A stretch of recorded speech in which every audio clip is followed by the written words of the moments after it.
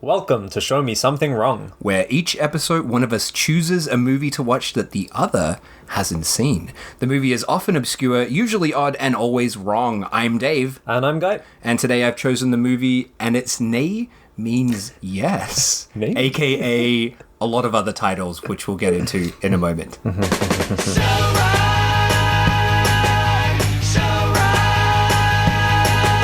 All right. There we go. I feel like this movie, before it gets started, Yeah. should come with like some sort of warning. Like a horse fucking warning. Yeah.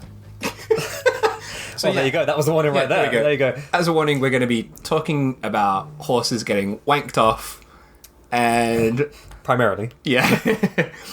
And horse penises being used in surprising ways. I wouldn't have used one that way. I would not have either. But hey, that's just There me. you go. We're entering bestiality hour. Yes. That's So, an hour. Neigh Means Yes. That's the... I don't know what version of the title that is. I think that's like a UK... US release title, even though I don't think it was ever released. Well, in those let's talk about countries. let's say the original title first. It's very confusing. Can you say? Do you know that? Can you say it in Japanese? It's oh fucking hell! You've just put me on the spot, you cunt. It's it's Umagoya no something. Stable.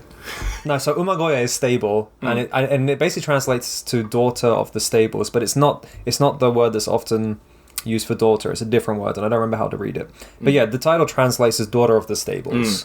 It's also it had like this is all based on like IMDb claiming these sort of titles as to what they are. So there's also the title Lady of the Stable, Right.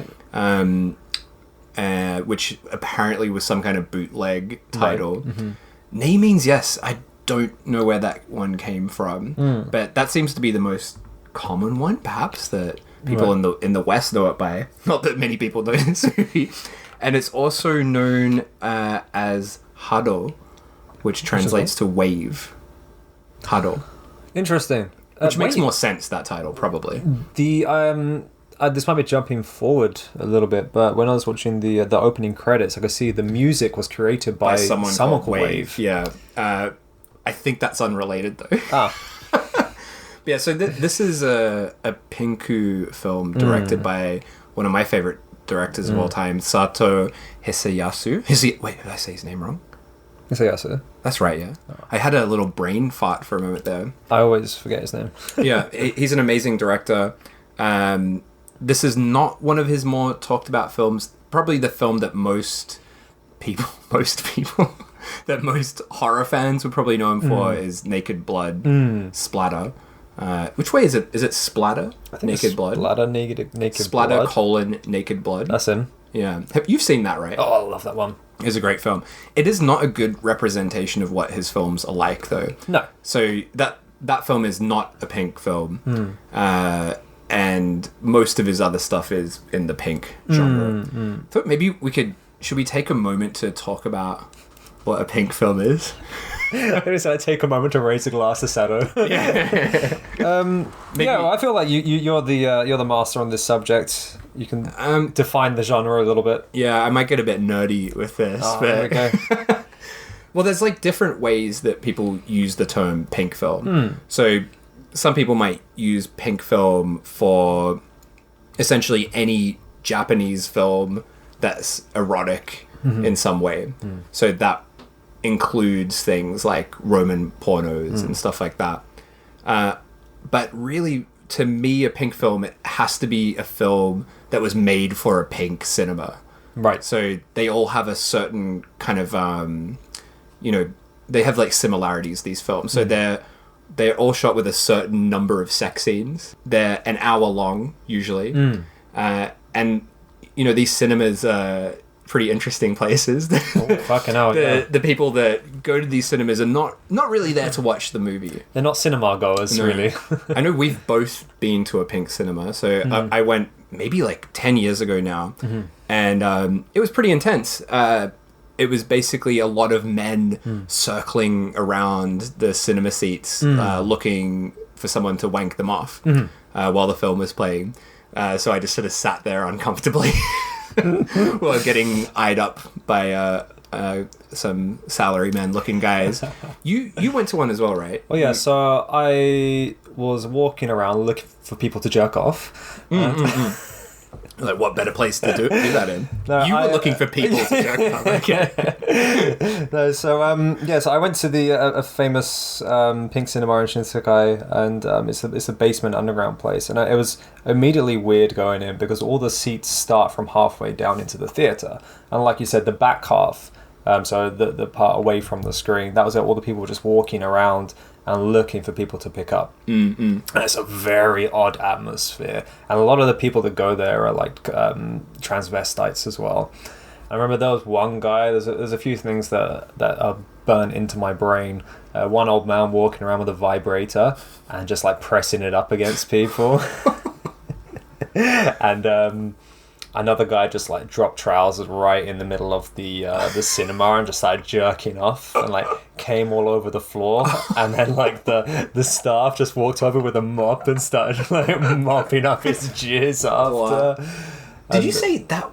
Am I right in thinking that it wasn't a pink film that you were watching there? No, it was a pink film. Yeah. For some reason, I thought you told me it was like a horror festival or something. I mean, so basically in that location, so the basement is where they do the pink films, and then on the second floor, they do just normal films. Okay. And with the ticket entry, you can kind of go up and down as you like. Okay, yeah. And we went straight down into the basement. It was a bit sensory overload. So we we were like, all right, let's have a breather. We'll go upstairs. And they're playing some Scandinavian horror film. And that was when, like, I was just kind of watching the film at that point. And before I realized what had happened, I was kind of surrounded by these like drag queens who started to like try and touch me, and I was like, "Oh god, let's get the fuck out of here!" Yeah, so that's my experience in a pink cinema. But I wasn't aware that the label of pink film were films that were specifically made for pink cinemas. Like people like Roman Nikatsu pornos, they often get all lumped in together. But you're saying that's not correct. Well, I mean I think there's a lot of different definitions. I don't know. I'm not going to say like I'm correct. Going back on your word now. But my understanding of it is that's sort of what separates them. Right. And they are sort of, they are part of the same larger genre. But yeah, from what I've read, it seems like pink films, they've got to be shot on film. They've got to be for the pink cinema. Whereas I guess stuff like the Roman pornos, the Nikatsus, I guess they were maybe also screened in pink cinemas, but maybe also regular cinemas. They're a bit longer though, aren't they? Longer, much bigger budgeted, and less in a way like I don't think. Again, I'm not an expert, but I don't think Roman pornos ever feature actual sex as well. I don't know. I could be wrong, but from my understanding, they're more. I don't think they feature horse jerking off. They don't feature that, yeah. So pink films, the sex can sometimes be real, can sometimes be simulated, but basically stuff that's made for that cinema. And again, I'm not an expert, so please look this up yourself. Don't base this on me. But from what I understand, pink films were a thing that happened, and like the Roman pornos were kind of like cashing in on it in a way where they're like, oh, these like, horny films are getting popular. Let's try and do our own big budget. They kind of took over that, didn't they? So pink films are kind of definitely much lower budget. Nikatsu Roman pornos were widely distributed as well in Japan. They're quite easily obtainable. Yeah, they're very easy to find. All the prints of those, look pretty pristine. Not this one that we watched. So pink films are much like rattier. A lot of them never came out on home video in any form, so they're often quite hard to find, and so many of them are just like lost forever. As far as I know, they still get made. I think, pink films. Like it's kind of a dying thing. There's not many of the cinemas left, but as far as I know, that they still are getting made, but on a smaller scale. Okay. But what makes pink films such an interesting thing to me is that essentially the people who are funding these films, they didn't care what the films were, like what the content of the films were. So that can be a bad thing. And I think it was for maybe some eras of pink film, but in the late 80s and 90s, all these really interesting directors started to appear, like Sato, who basically used this genre to do whatever they wanted. So as long as they included a couple of sex scenes, they could make whatever films they wanted. So in a way, his films and other directors like him, they're like the most creatively free films you can see in some ways. And his films, you can always tell instantly that it's a Sato film. He's got his like stamp on his films. He's got his own kind of creative stylistic flair, and the same sort of themes that he obsesses over in all of his films. So yeah, that's why I've been very interested. Yeah, you've been doing everything he's done. You've been going through the lot, haven't you? I think I've seen everything you can see. Wow. And which, do you know how many titles he's done to date? Maybe, I don't know, like upwards of maybe like 80, 90. Jesus. Yeah. Wow. I'm not including, I think he's made a few AV films as well as like shot and video, actual porno sort of stuff. He still directs stuff every now and then now, but his films are not quite as exciting as they used to be. Sure. His kind of peak era was the like maybe 89 to the mid 90s. Like everything from that era is just amazing. Nice. Really incredible stuff. But yeah, he's kind of eased off a little bit these days, and he doesn't make pink films anymore. That's disappointing. Yeah, he's probably just done everything there is. He explored every fetish, done every animal. Actually, that's okay. That maybe before we dive into the film, I did really want to tell you about this.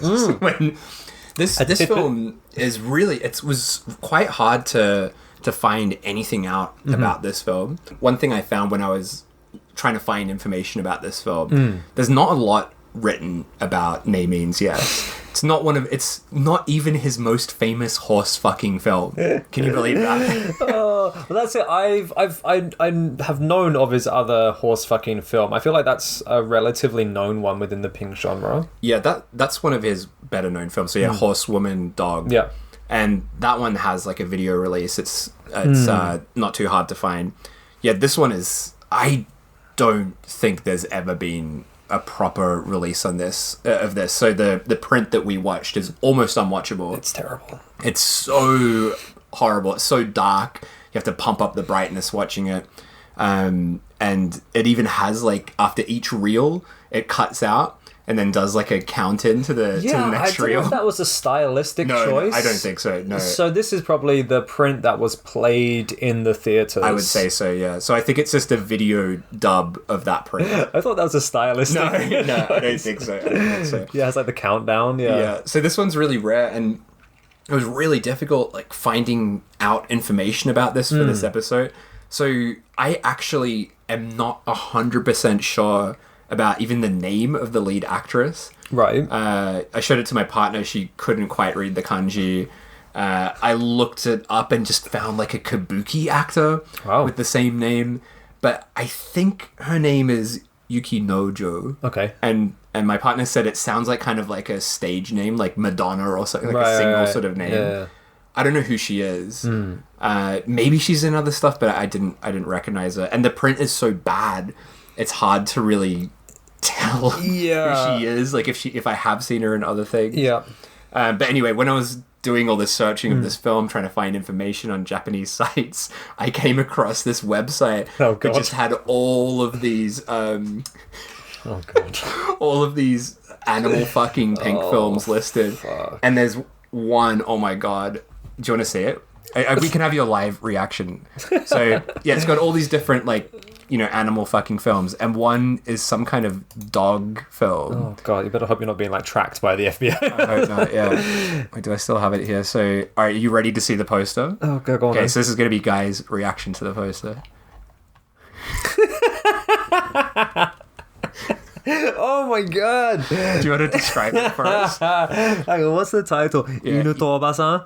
So it's like the dog and the grandma? Dog and the grandma. Holy shit, that is a great poster. Yeah. Wow. What is that breed of dog? You know what? I couldn't tell you. I'm not that... It's like that... It's that cute kind of...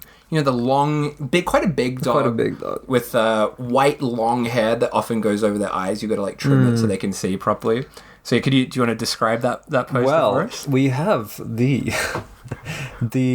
lovely long-haired white dog in the background, blown up in size, so he's nice Huge. and big. And in the foreground is the Obasan grandma. Who doesn't? She looks like 30. She looks pretty fucking good for a grandma, to be honest. On all fours in the foreground, wearing black lingerie, and the dog just kind of looming over her. What does this little text say here? Can you zoom in? I don't think I can. It's such a small image. And the thing is, like, I mean, they've kind of made the poster to look like the dog is kind of doing her from behind, because he looks really happy and she looks like in great discomfort. It's horrible. So there you go. Holy Moses! So you're saying she's in this as well, or is No. This was just. Oh, we're just talking about animal porn now. It appeared on this site. When I was trying to find information, I was scrolling down and went past that poster and felt a wave of sickness hit me. Maybe sort of questioned what I was doing with my life. Yeah. Well, yeah, once you start venturing into animal porn sites, you probably should ask yourself that. So there you go. It's a whole thing. Should we get into the fucking film? Let's do it. Yeah, we're quite a ways into it already. Talking about animals. All right, this will be. I feel like this is going to be a hard film to talk about because it's not a narratively driven film. It's kind of it's like a fever dream. Yeah, this film.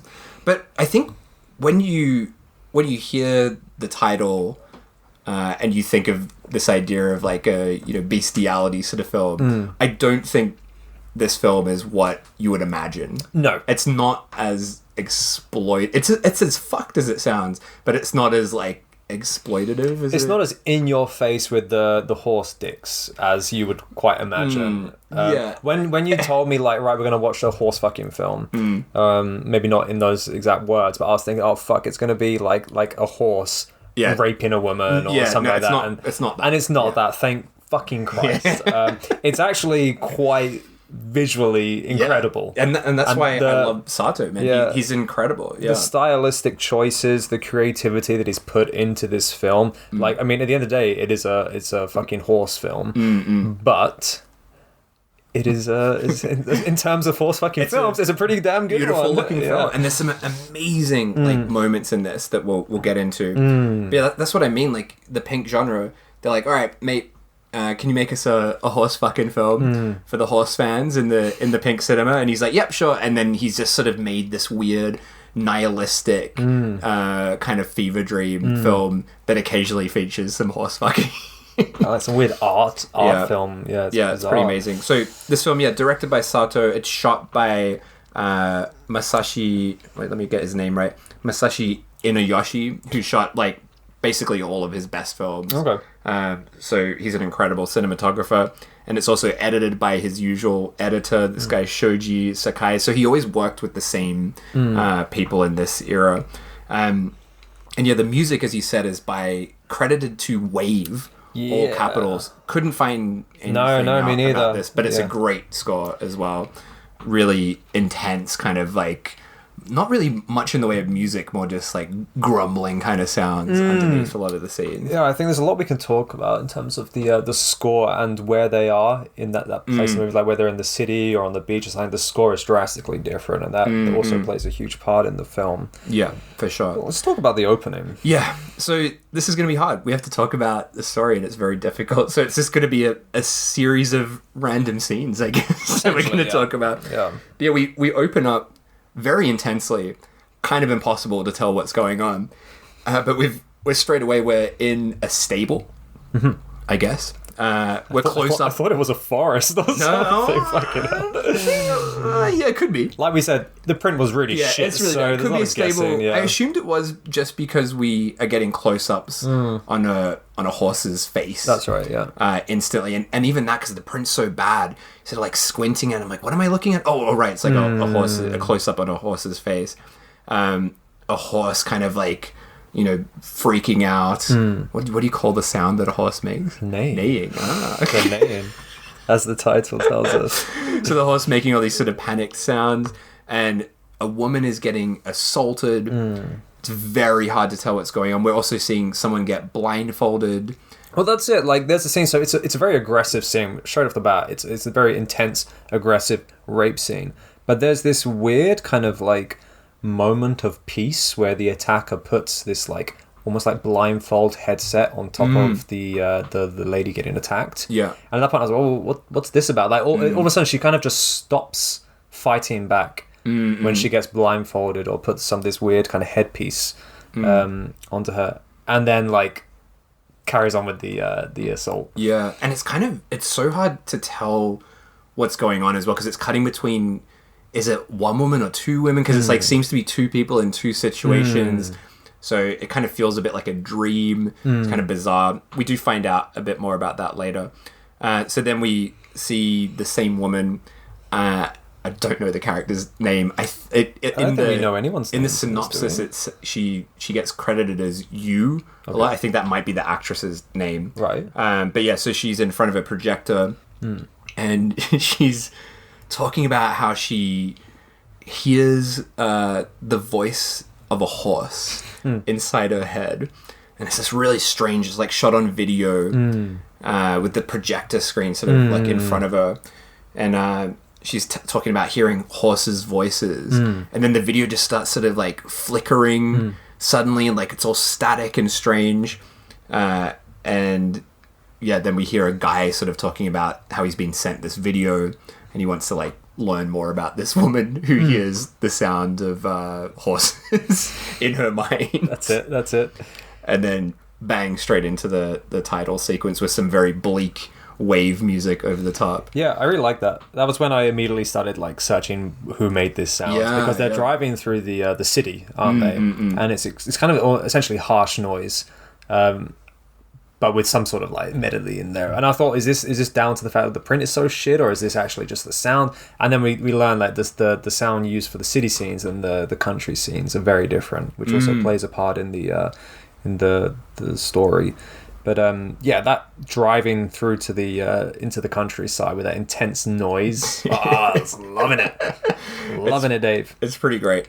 And yeah, this is when we meet our other kind of main characters in this. Yeah. Who they're sort of like it's never fully explained who they are, but it's a trio led by this woman who describes herself as an artist. She's played by Rie Asai, who's in quite a lot of Sato's films. She was the only one I recognized instantly straight away. And then one of the guys is, I can't remember his name off the top of my head, but he's I've written it down. Koichi Imaizumi. Do you know him? No idea. You would, if you looked at it, saw him like what he looks like now, you would recognize him instantly. He's in heaps of stuff. Okay. And he's in a lot of Sato's earlier films, but he's kind of unrecognizable when he was younger. So basically it's this woman and these two guys, one of them played by that guy, and they're driving around in this van, kind of filming each other. They're surrounded by mannequins. Well, that's it. They brought time. Loads of mannequins with them, and they're kind of like fondling the mannequins as well. Yeah. That's our intro to these characters. In this strange van, we don't really know much about them yet. No. But and why they've driven out into the countryside. Exactly. Yeah. Guess we don't ever quite know. So anyway, we've met these characters, important characters in this, and then we cut to another character, Sawada. Is this where they're on the beach now? Not quite. We see a guy in the woods. Okay. And he's got like a boom mic. Oh, that's him, yeah. And it's just this weird guy like just capturing sound in the woods. And then the van drives past this guy. So that's a big theme in almost all of Sato's films, especially from this time, is characters that are obsessed with capturing sound or video in some way. So both of these like characters have that kind of quality. he's especially obsessed with like the whole sound thing. Yeah, that's him. We were talking about earlier today, Night of the Bodies Model. We were at a flea market and you saw the video. Oh, of yeah, that. yeah. So that film's about a guy who lives in an apartment and he's kind of like a sound voyeur, like listens, like records everyone in the apartment. So that's like a very kind of Sato kind of vibe. I feel like he was almost like the instigator or innovator of that whole like 80 what's that ASMR live thing, like, because that's kind of blown up recently or over the last like maybe 3-4 years as far as I'm aware. But now everyone's just kind of walking around recording things. But then when you kind of watch some early Sato films, he was pretty in on that, like early on. Yeah. Maybe he started it. Let's just claim it. You heard it here first. Sato, Mr. ASMR himself. The king of ASMR. That's what they called him in high school. So then, the crew, they come across on the beach. They see this woman with her horse. Yeah. She's kind of walking the horse. She's not on it. Yeah. The daughter of the stable, I guess we could call her. That's her, yep. She's our main character. So should I just call it the horsewoman? Yeah, stable girl. Stable girl. That seems a bit nicer than horsewoman, doesn't it? Fucking horsewoman. All right, so stable woman. There's no stable girl. Stable girl. Stable lady. Let's say stable lady. Oh, that's nice. All right. So stable lady meets this sound guy. Sound guy. We have his name, Sawada. Oh, okay. Yeah. And he says that he's from the Tokyo Acoustics Research Laboratory. Hence all the sound recording. Exactly. He's obsessed with sound, and he's come to talk to her because she sent that video saying, "Hey, I can hear the voice of horses." Yeah. And he's interested in investigating that. So he says he's come to observe her lifestyle and record the sound of the sky. That's right. That's right. Yeah. Yeah. And that's when she's, she requests or recommends that he records at night so he can capture the sound of the stars as well. So it's all a bit weird, but that's when we find like her stable as well. So she's got a stable on the beach, which is very dilapidated and run down. And that's when he kind of starts to show some worry towards the stable girl. Like, you're living here? And she's essentially like a dropout. She has left all kind of life behind her to live with her horse in this dilapidated stable on the beach. Yeah. She claims that she's been there like her whole life, right? She's just always been there. Is that right? But then I think later we hear about her being in Tokyo at some point. Yeah. She also says that she was in an accident. So we're sort of hearing about, perhaps what we saw earlier in the film that she's referring to as an accident. But it's all quite vague. Yeah. Everything in this film is very vague. Very vague. And that's a classic kind of Sato thing as well. These conversations that are very poetic and kind of strange and wandering all sort of all over the place. And this film's maybe kind of the most extreme example of that. Yeah. You really have to kind of pay attention to this, I think, to have it make any kind of sense. And even then, it's not fully... Yeah, I think this requires a few watches to really appreciate. I really this is the second time I've watched, and I really, really enjoyed watching it the second time. We also see the creepy mannequins. So that's it. Now the two crews merge together, right? Yeah. So the artist with her two guys, they're like putting all these mannequins up in the trees, and they're sort of moving around. But we still don't really know too much about them. They haven't really explained anything about themselves. But then they do converge like on the beach, right, at night. Yeah, and they'll start fucking straight away. This early on. I remember there was like this sex scene, but I couldn't quite figure out who was who. I think. Do you mean the sex scene that's in the van? Yes.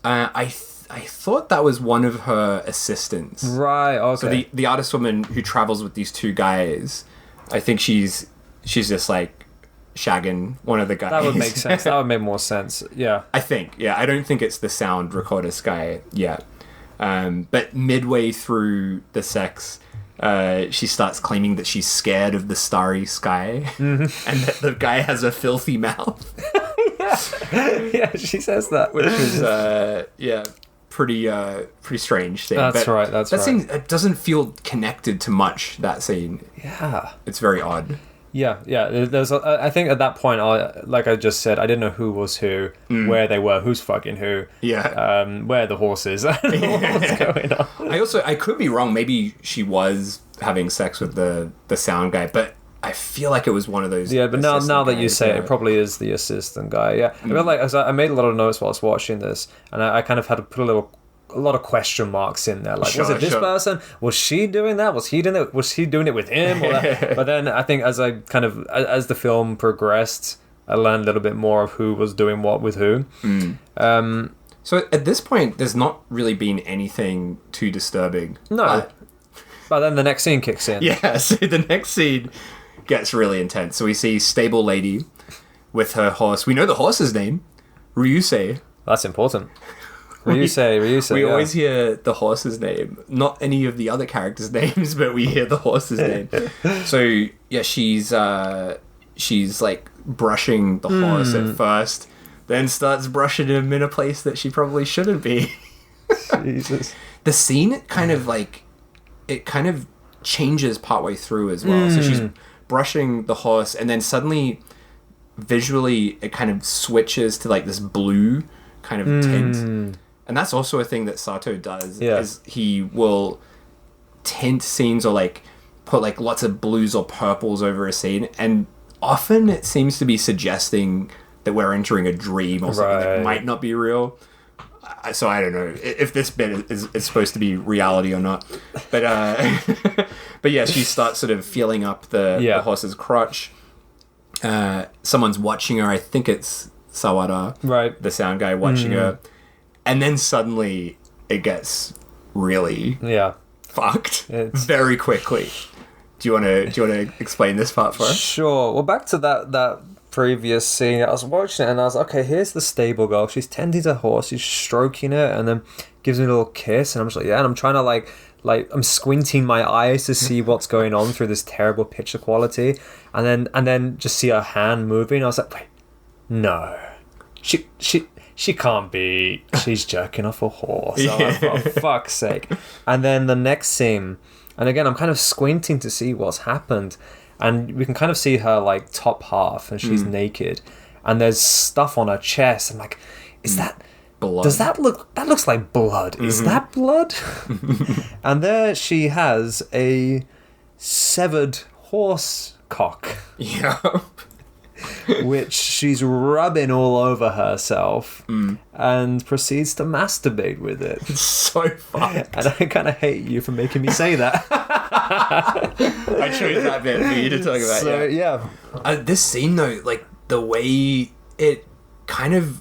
Yeah, you're right. Like, I think even with it being... If it wasn't such a dark fucked burn, it would still be hard to tell what's happening at first. Yeah. Because... I was like, wait, what's going on? She loves this horse. She's tending for this horse. That's her whole thing. She's the stable girl, and she's gone from like kissing the horse to jerking off the horse, and now she's there with a severed horse dick. Yeah. I'm like, what the fuck?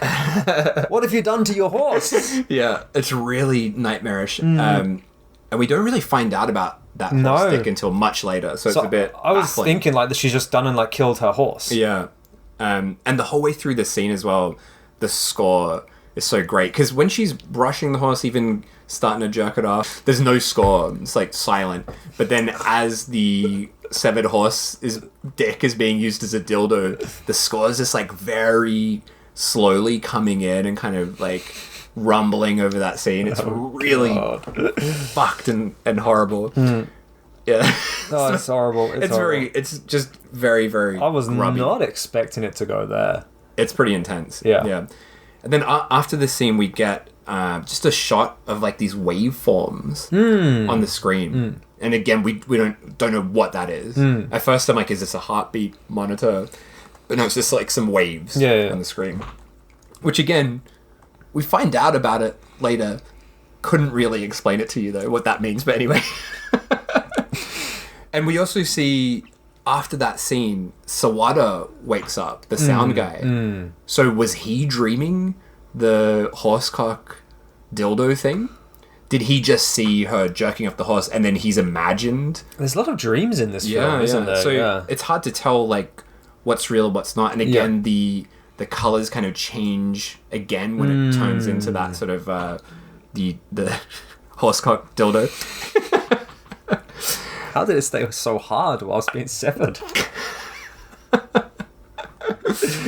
Knock someone out with that, like smack him on the back of the head. But yeah, he's woken up by horse lady.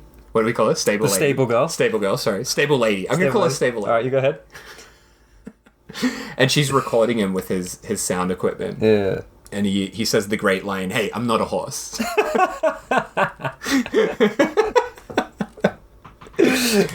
But yeah, so she takes him out into the woods. And again, we don't really know why. We don't know why we're going out there. Yeah. And she has this big kind of like coffin like box. Yeah. We don't know what it is. We see him open it and kind of react with he's immediately some shocked. kind of shock. Yeah. Almost like he's gagging or something. But then we don't actually see what's in there. So us as the audience, we assume it's a severed horse's head or something. Yeah, something right? like that, right? Yeah. So then they drag the box back out. They drag it in front of the artist crew. So the artist woman and the two guys. The artist woman really wants to see what's in this box. That's it. They know something's up. They're like fascinated by this box. Yeah. But stable lady refuses to show them. They don't. Yeah, not going to show. But we get to see what's in there though. That's it. So, and is it a horse dick? It is not. Well, not at first. That turns into a horse dick. Yeah. At first, they open it up and it's a little disappointing. It's just a mirror. It's a mirror, yeah. Inside, and a stable lady tells this story about how she used to ride her horses and watch herself in the mirror. And then says that one time all the horses' souls got sucked into the mirror. Yeah. And that's why she keeps the mirror to keep their souls. And again, it's like this like recording kind of thing goes throughout this recording, the sound, the camera recording, and now a mirror capturing souls. It's all kind of connected in some kind of way. It's very bizarre. It's extremely bizarre. Like, it seems like it's very deep for a horse fucking film. Like, he's clearly like spent a lot of time on developing all the other ideas besides the horse aspect of it. Totally. And that's all of his films basically. Like all of the he's made a film. One of his films is called Lolita Vibrator Torture. Have you seen that one? That's a great Lolita Vibrator film. Torture. And again, I fucking love that film. That film's fucked and messed up, but again, the scripts are always great. He doesn't write his own scripts usually, but I think he must be quite heavily involved because they're all sort of thematically similar. Like the human aspect is always a lot more like developed than the actual like erotic aspect of his film. Totally, for sure. So again, she has the mirror in the box. There's also something else in there. I know you like talking about horse dicks. Do you want to explain? Oh, I'll do this scene. So we've done the mirror, and then we see the horse dick once again, but not just the horse dick. There are a few body parts from various horses kept in jars, which are kept in what's that fluid called where you can preserve things? I don't know. I just wrote pickled horse dicks in my notes. So there's formaldehyde? No. That's something else, isn't it? That's for I don't know what it is. Anyway, so she has these jars full of like various horse organs, horse mementos. And we learned that when she was younger, her family kept a ranch, and there were many horses there. And when they died, she kept a piece of each of these horses, and one of those, of course, being the famous horse dick, which she masturbates with regularly. The horse dick in this scene looks so gross. We have a shot of Sawada looking at it, and his face is kind of warped behind the jar. And it's I love that. It's so grotty. It's like the dick in the foreground. It's so fucked. She also says in the scene, she starts talking about how horses have biorhythms. Yeah, she does, doesn't she? And they send out signals as a wave, and humans do this too. So this is the first point where we're sort of it's starting to suggest this kind of telepathic communication ability that she has with horses. It's like the horse whisperer. Yeah, she's a horse whisperer and a horse fucker as well. So then we're back to the beach. This scene is so fucking cool. There's like mannequins just buried all over the beach. Yeah. Set up by the artist. And I love, there's something that happens in the scene I love so much. So the artist woman is sort of walking among these mannequins, and then two new characters. Yeah, some like randoms. Some random women come in who are a part of a horse racing club. And they're looking for this ranch because they know about Ryusei, right? They've heard about Ryusei. The rumors of Ryusei. And I think they want this horse to, for breeding purposes maybe, but it's not really fully explained. And the artist woman tells her, I'm out here making some art. And then suddenly, out of nowhere, the women get grabbed from behind. And the two assistants of the artist woman have buried themselves in the sand. Yeah. And one of them is just grabbing onto one of the women. They're like the living mannequins in there. Yeah. And then Sawada and Stable Lady appear with Stable Lady on the horse. And things get a bit intense. That's it. They find her like stable, don't they? And they just dart in like, "Where's your horse? Show me your horse. Why are you hiding your horse?" And then like the stable lady, she's like, "Back the fuck off! Like, it's my horse. Like, what right do you have to come and see my horse? Who the fuck are you?" And a fight breaks out, right? Yeah, it's like really instant. Yeah. And at one point, someone says, "Is that horse your boyfriend or something?" Yeah. Which is pretty great.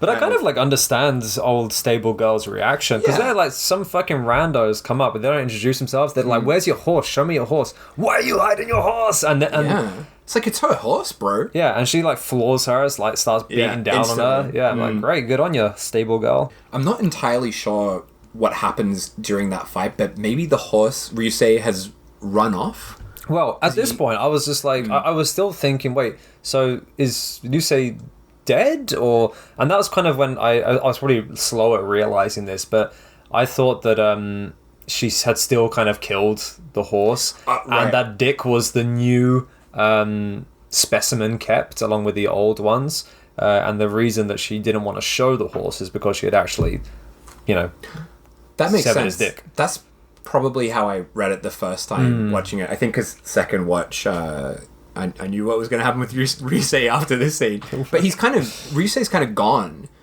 He's off in the woods. Maybe he ran away. I don't know. They don't show it. It's very confusing. But we cut very suddenly to old soundboy Sawada just recording sounds.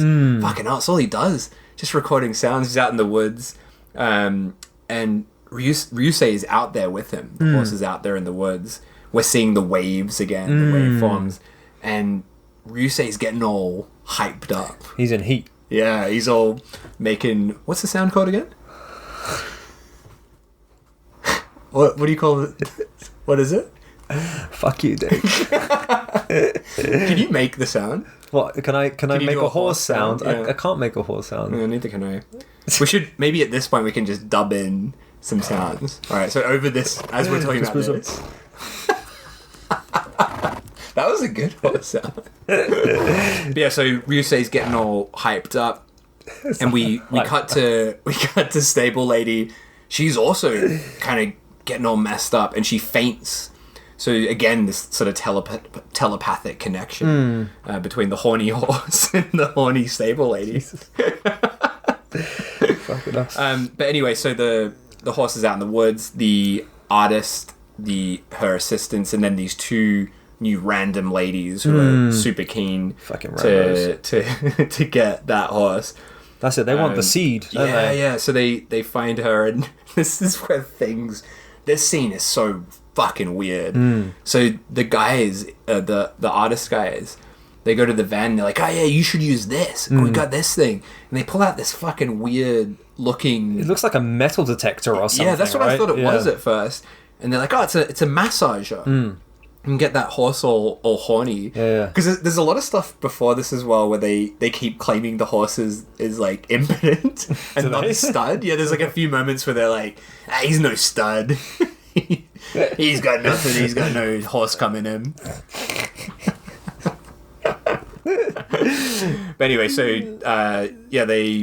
they want the horse's seed. Yes, yeah, they want to see if he can bust a nut. So they're like, go on, get him all horny. And one of the women starts like feeling up the horse again, touching his genitals, and like I don't think they don't use the massage. Oh, they do. They start like getting him on like the back legs and stuff. Right, they're like rubbing his. Okay, that's what they were doing. Girls jerking him off, and I was like, for fuck's sake, here we go. This is going to be like the full-on horse fucking scene.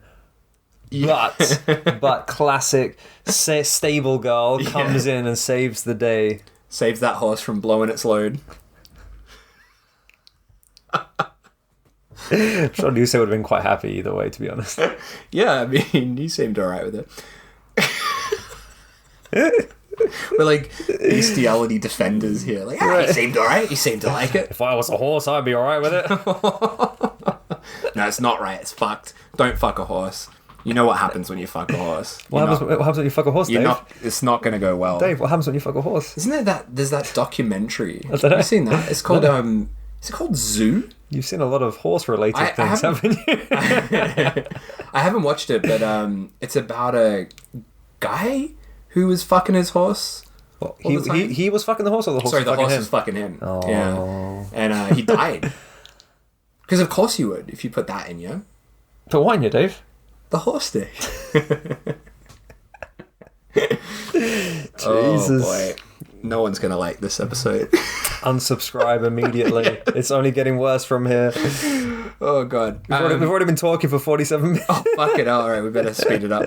So, yeah, it's just all horse fucking as well. So we're back to after this debacle, horse wank debacle, we're back to the mannequins on the beach. And this scene has this crazy kind of purple filter over it. The artist woman is walking around the mannequins and like feeling them up while the sound guy is recording her. And he's like, you like fucking dolls and stuff, saying all this weird stuff to her. Inside the van, her assistants, one of them is just screaming. That's it. I feel like the sound is just like getting to him. He's like clutching his head and he's screaming and convulsing. Yeah, that scene is so fucked up. Yeah. So it's getting all weird and crazy.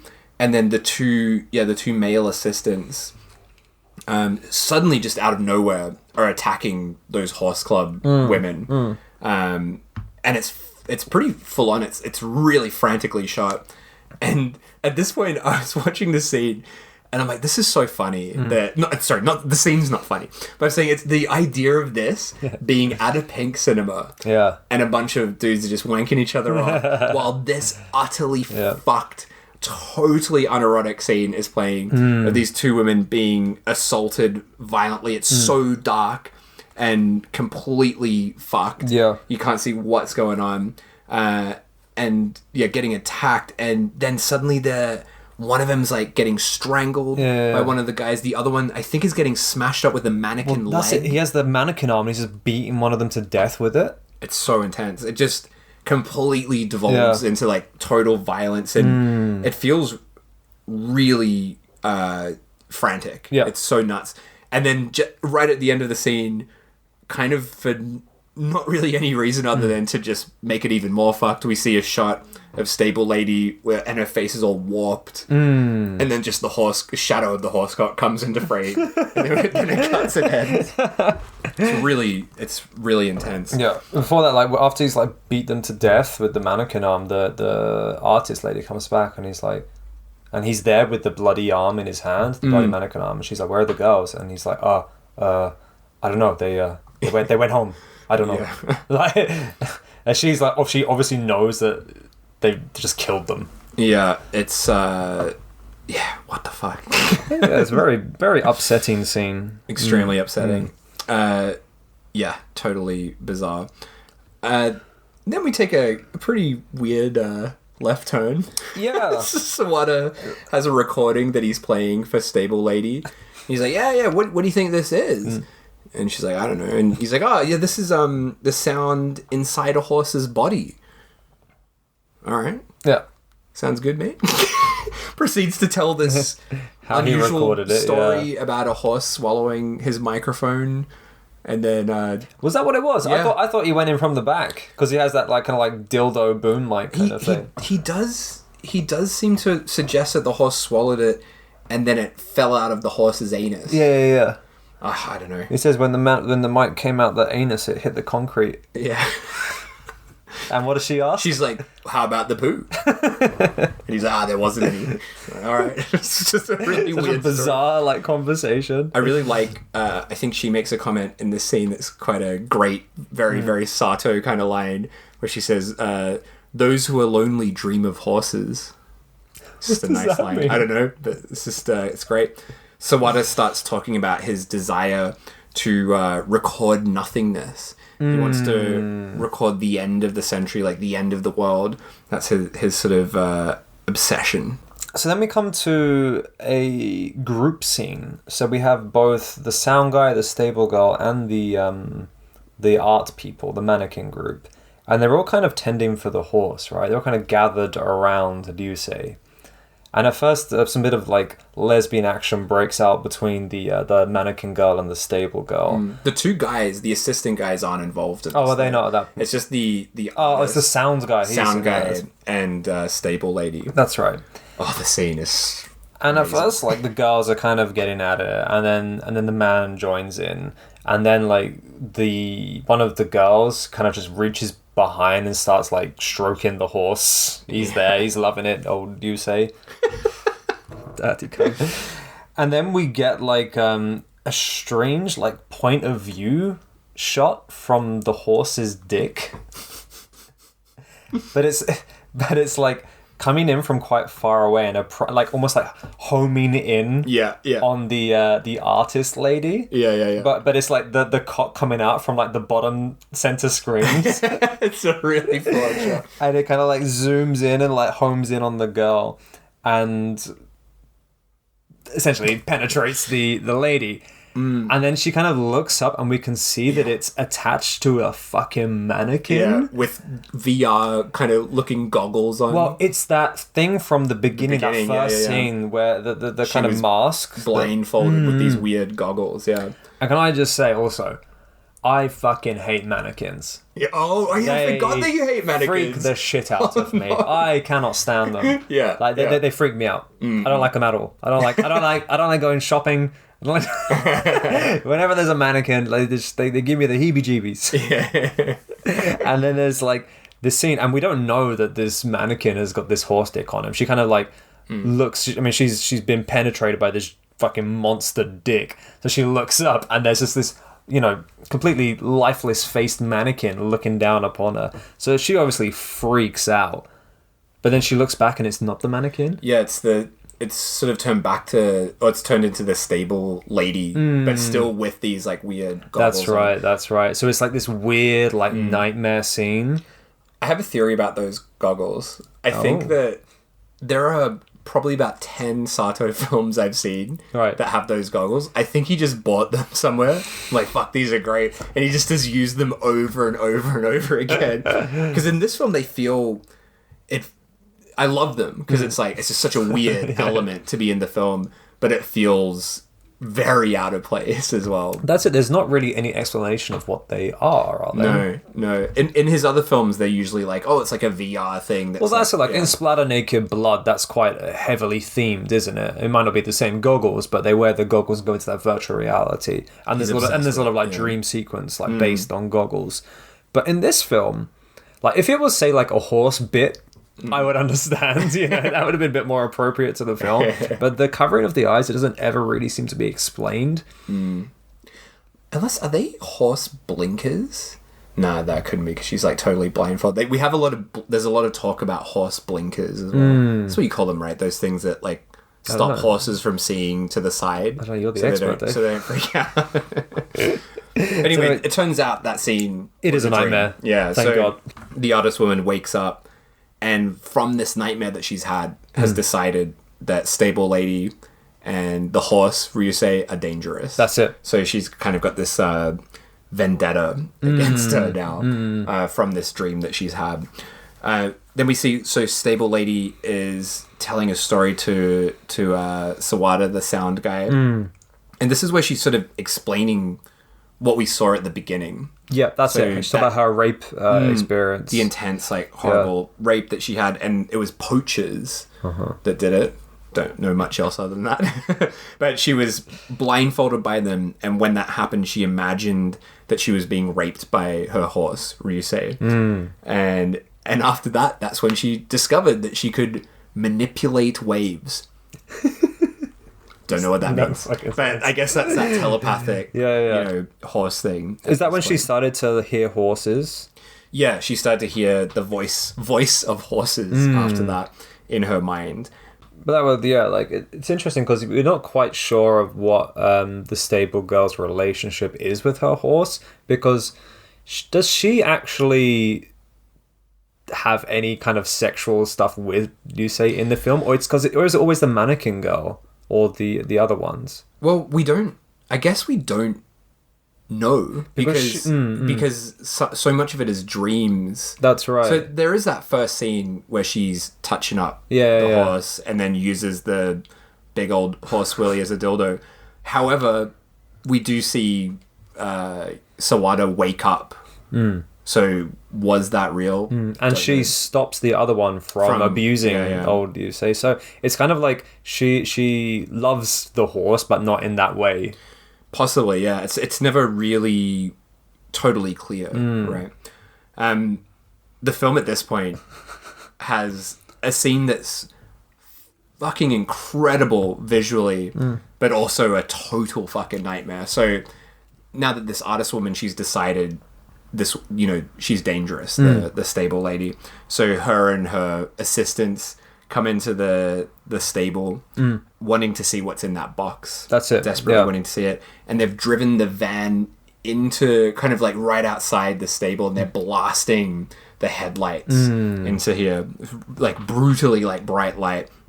They pull out the mirror and it's kind of like reflecting off it. So really like visually amazing scene, but also the most violent and kind of horrifying scene of the movie. Yeah. So they start attacking. Well, first, they're not happy that it's a mirror. That it's just a fucking mirror. Yeah, they're really disappointed. Yeah, like, fuck this. It gets smashed along the way. They smash the mirror, so which she is distraught about. Yeah, because that's a lot of horse souls are in that mirror. Yeah. And they start assaulting her. They're like tearing off her clothes, and like we're sort of seeing the shattered mirror shots of that, like warping the image, and then the back of the stable just collapses. We get this amazing shot where like the ocean's just in the background, the lights blasting on it and reflecting off the mirror, so it's kind of blinding us as well. Yeah. As she's getting, assaulted, and at the same time horse sounds just like going over the top. She calls out for Yusei to help her as well, doesn't she? It's so fucked, this scene, but it's also visually just just kind of amazing as well. Because it's kind of interesting because they she puts so much like importance into that mirror. Like she carries it around in this box, and it carries the souls of the horses that she raised, and for it to be smashed by these guys who are raping her, and it kind of comes across like she's not really too fussed about being raped. She's more fussed about the mirror being broken. She's kind of just staring at this cracked mirror. It's pretty horrible, but also like gives us that feeling of importance towards the broken mirror. The artist who's like watching all this happening, she's not really taking part, even though she's kind of directing it, right? She's the instigator. Yeah, she's the instigator, but she's not really involved in the assault. She's just sort of watching it happen. And she tells the stable lady that she had this dream that she was raped by her, but she hoped that would happen in real life as well. That's it. She was waiting for her to come and rape her or something with the horse dick. Oh man, that's so wrong. So full on. After this happens, the stable lady picks up a piece of the mirror, sort of broken shard, and she stabs the artist woman. Yeah. And the two guys as well. It's just it's nuts. I was a little bit. I mean, the actual like stabbing scene was a bit lackluster. I mean, she goes for the girl first, and she dies. And the two guys, everyone's really kind of spaced far apart, but in this caravan. So there's a good, 2 meters between each person.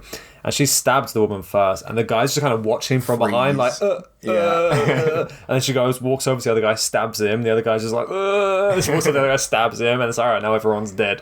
But it's kind of... there's no, struggle or anything in there. It's kind of typical Sato, though. It's... Everything's a bit, moves at that kind of weird dreamlike sort of pace. So for me, it kind of fit in with it anyway. But yeah, after that, we see the mannequins on the beach again, and they're all wrapped up. Yeah. But then as we start to see what's inside the mannequins, it's the bodies of the artist and her 2 assistants. Then we get the ending of this film is brilliant. Is fucking great. Do you want to tell us about the ending? Sure. So she goes back to Tokyo. We don't know how much time has passed since the events of the film, but she's in Tokyo again, and she meets up with Sound Guy. And says, what does he say?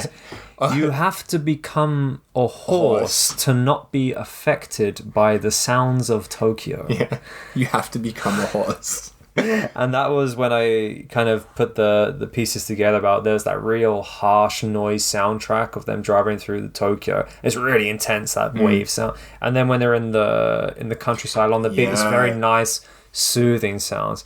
So it really does play into that that concrete jungle of Tokyo being this sensory overload, overwhelming noise and neon lights and everything, which is enough to make anyone go crazy. For sure. But if you're a horse, then you're all right. Yeah, if you're a horse, no problem. And then do you remember what she says after that? What does she say? She's like, could you raise me? Oh, that's it. As well, I have to become a horse. So I thought, the first time I watched this, I thought it was going to have kind of a almost romantic kind of ending, but it doesn't. It doesn't. Well, unfortunately, Stable Girl is not a horse. Not a horse. So we can only assume that the sounds and insanity of Tokyo get to her, and she goes on a stabbing rampage. That shot. So she stabs Sound Guy, who, as he's dying, he's like, I'm not hearing any final sound. Yeah. So he didn't get his wish of hearing the end of the world. It's quite a tragic end for him. But yeah, then there's this fucking amazing shot, which is just the mirror. She still has that piece of mirror. Yeah. And it's kind of like a point of view shot, but we're seeing the reflection of the mirror kind of in the corner of the frame. And she's just going up to random people through the streets and just stabbing them. And it's frantic and fucking intense, and it's just the best ending. It's so good. I love that ending because it was just the whole of the overload, the sensory overload of Tokyo just got to her. She went on a crazy stabbing spree. The noise is back in, the frantic camera, it's all handheld, running up to random people. Like I said, the reflection, you can see the foreground and the background. That's so good. And I wish it just kept going. At that point, I was like, oh my god, this scene is so good. I wish it just carried on that stabbing spree. It's amazing. And that's it. And then it cuts. The end of the film. 1 hour. Done. Yeah. I'm interested to think, so you haven't watched that many Sato films before. No. So what's in a handful? I know that this one, it's a terrible print, so it is kind of hard to get the full experience. But this is in my top 5 Satos, which is partly I wanted to do it for this because it's fucked, but also because it's one of my favorites as well. So what did you think of it overall? I thought it's definitely one of his better films. I think I probably would have enjoyed it more if I had a better cut, because I spent a lot of time trying to figure out who was who and where we were, which took me out of it a little bit. But I think the sound aspect and the weird kind of telepathy aspect of things, which is apparent in a lot of his films, gave it that extra flair. It wasn't just your average Pink film. It wasn't just your average horse film. Although saying that, this is the first horse film I've ever seen. Haven't you seen War Horse? No. That Spielberg movie? Oh, that's fucking terrible, that film. Does someone get jerked off in that as well? There's a few horse jerking scenes. Fucking You know what Spielberg's like. That cunt. Most of his films have that, right? Horse cocks. Yeah. It's a lot in E.T. A lot. I've seen E.T. the vagina. Ugh. We're getting off subject. Anyway, no, it was aliens. It was interesting. I wasn't blown away by it, to be honest with you. But that could have been down to the cut and me just being lost in a lot of the scenes. But also I feel like a lot of the substance, like the human dramas and the stylistic choices, I kind of wanted those to be explored a little bit more. But I feel like whenever Sato, because he is so stylistic and he has all these really crazy fever dream-esque ideas, and I really want to see more of those. But every time it kind of like gets to that point, it's like, fuck, it's time to have sex because it's a Pink film and we need to have sex. Yeah. But it definitely ranks up within the top few I've seen of his. I've probably only seen, I don't know, 6 or 7, I reckon. It's definitely, if you're new to Sato, this is not a place to begin. Even though it's one of my favorites, it's not the place to begin because, the print is atrocious. And fuck, man, I would pay so much money to have a decent print of this because just actually even us just talking about it now, fuck, the script is really good. It's a really, even though it is kind of a, confusing, complicated kind of story in a way, there's so many aspects of it that he weaves in really nicely. And I love the way it's shot. And it really, I find it one of his most haunting and kind of most depressing films. The mannequins on the beach were interesting. Like, visually it's very nice. I think if you're looking to get into Sato, not the place to begin. I wouldn't say that Naked Blood is the place to begin either, because it's not, even though it's a great film, it's not representative of his style. I would say The Bedroom. Oh, with what's his name? The cannibal. He's in like 1 or 2 scenes. But that film is incredible. Yeah. And kind of sums up peak Sato. And it's totally fucked as well. That's it. I think my issue is I need to like completely separate films and Pink films, because they're such a different genre. They are made under different circumstances. And sometimes like I mistakenly compare Pink films to just general movies, which is where, I kind of feel like I wanted it a little bit more. But I think, thinking about it, if I compare this Pink film to other Pink films I've seen, it definitely is in the top rank of them. Yeah, and it's not even like a quality kind of thing. It's just more like you need to be mentally prepared that it's a Pink film. So there'll be sex scenes and there'll be this and there'll be that, and it'll run for an hour, and you just have to go in with those kind of things in mind already. But I fucking love this film. What about in terms of the wrongometer? It's a very difficult one because it's very wrong, but it's also quite stylistically in tune with itself, and that's it. And it's actually, even though it has horses getting wanked off, it's not that exploitative. I feel like people who have horse wanking fetishes would be quite disappointed with this. Totally. Yeah. They'd be like, what the fuck? Come on. Where are the horse dicks? What was that character? Was that a hillbilly? I don't know. Where are all them horse dicks at? Yeah, like, it's... Get Sato on the phone, get my money back. Not enough horse dicks. I think if you were into fucking horses, you'd be really annoyed that most of the horse dick stuff is a severed horse dick. Yeah, that's very true. So I think this wouldn't go down well with the Horse Appreciation Society. Is that like people who like fucking horses? Yeah, that's them. Yeah. That's them. It wouldn't go down well probably in the normal Pink crew, because there's a horse in it and it's probably too arty. Yeah. It's probably not really enough killing and blood to go down with a horror crowd. So what we left with? Who's this for? No one, just me. Just you, Dave, you and your horse. But yeah, what's your wrong scale then? Fuck, no, it's I'm gonna very say tough. I'll go first. You do it. I'm gonna say a 7 Yeah. because the fact is it's got a 7 pickled horse stick. It's got to at least be a 7, but it's not that exploitative. If I showed this to my mum, she'd be very upset. She wouldn't. She'd probably never talk to me again. She'd probably disown me. But I think if I showed this to like a hardened, pink watcher or horror watcher, I think they wouldn't be too horrified by a two-shot. Yeah, there's a lot of scenes of like conversation and like the artistic approach with the mannequins and the sound waves and stuff. It doesn't have that intense like feeling like you're watching something wrong for the most part. So yeah, I think 7 is a pretty safe bet for this horse adventure. Horse adventure. Maybe next time we can do that dog film that I found the post. What was it called? Horse and dog? Dog grandma. Oh, Dog and grandma. Initoba-san, yeah, dog and grandma. Oh, no. I think I'm alright for horse films for a while. Well, that's a dog film. Oh, that's right. Oh, well, get involved, mate. Here we go.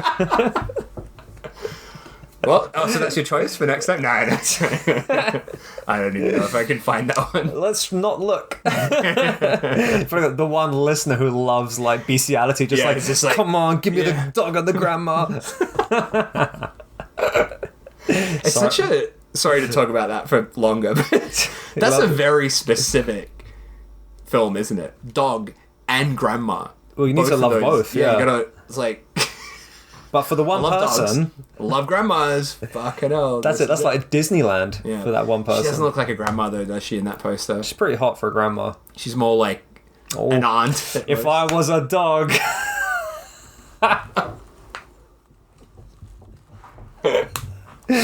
Jesus. Right. All right. What have you got for us? Right. Next week, David Davidson. Back to Japan. Oh, no, we're still in Japan. We're carrying on in Japan. We've left. Oh, come on, we're coming back. Staying here. We dipped a foot in the water, ran back straight onto the beach. We were doing. Fuck you. Read Account to My Bloody Angel. I have no idea what that is. It does sound very Japanese, though, based on that title. It's, Red Account My Bloody Angel. It's one of those ones I'm surprised not talked about more. It's a lovely runtime of just shy of an hour. Perfect. Yeah. That's what we like. That's what we like. So join us next time for Dog and Grandma. Nope. Red Account My Bloody Angel. There we go. And maybe once again we'll go longer than the runtime of the actual movie. Follow Show Me Something Wrong on Twitter at SMSW Podcast, please.